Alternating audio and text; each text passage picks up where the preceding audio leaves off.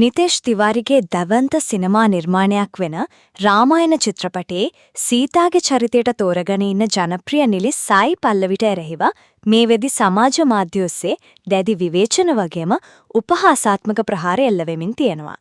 මේ මතභේදයට මූලික හේතුව විලා තියෙන්නේ ඇය රංගනයෙන් දායක වෙන ඒක් දින් චිත්‍රපටයේ ප්‍රචාරක කටයුතු අතරතුර Tamanට හින්දි භාෂාව එතරම් හුරුපුරුදු නැහැ කියලා විවෘතව ප්‍රකාශ කරපු එකයි. මුම්බයි වල පැවැත්වුණු ඒක් දින් කි මෙහෙෆිල් කියන උත්සවයකදී මාධ්‍යවේදී නමතමින් ඇය ගොඩාක් නිහතමානීව වගේම hina වෙලා මේ බව කිල්වත්. ඒ වීඩියෝව ප්‍රසිද්ධ වීමත් එක්ක විවේචකයින් එක ඇයට එරෙහිව ආයුධයක් කරගෙන තියෙනවා. මූලික හින්දි වචන පවා කතා කරන්න අමාරු නිලියක්ව මෙච්චර වැදගත් වගේම පූජනීය චරිතයක් වෙන සීතාගේ භූමිකාවට තෝරගන්න එක නුසුදුසුයි කියලා ගොඩාක් අය තමන්ගේ නුසතුට පළ කරනවා. සමහර ප්‍රේක්ෂකයන් පෙන්නලා දෙන්නේ නිතේෂ් තිවාරිගේ කරපු මේ තේරීම වැරදි කියලත් ඇය වෙනුවට හින්දි භාෂාව චතුරව කතා කරන්න පුරුවන් නිලියක්ව යොදා ගන්න තිබුණා කියලත් තමයි. සායි පල්ලවිට තමන්ගේ දෙබස් කියන්න වෙනත් කෙනෙකුගේ උදව්, ඒ කියන්නේ ඩබින් ශිල්පියෙකුගේ දායකත්වය ලබා ගන්න සිද්ධ වෙයි කියන සැකයත් සමාජ මාධ්‍ය පරිශීලකයන් අතර දැඩිව සාකච්ඡා වෙමින් තියෙනවා.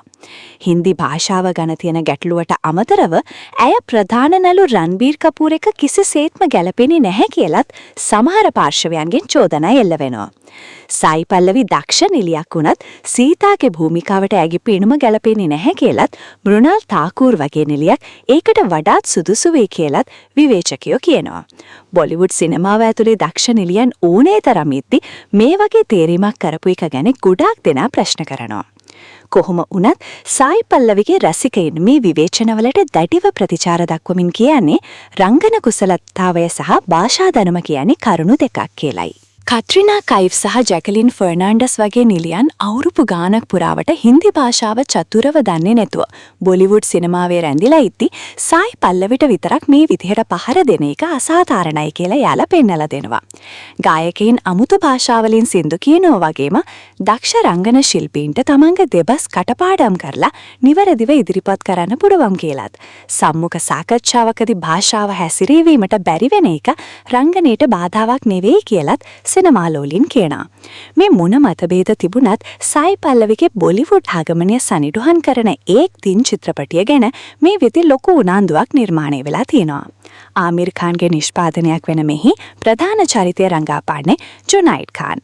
ඒ වගේම මේක 2016 අවුරුද්දේ තිරගත වුණු වන් වේ කියන තායිලන්ත චිත්‍රපටයේ නිල ප්‍රතිනිර්මාණයක්.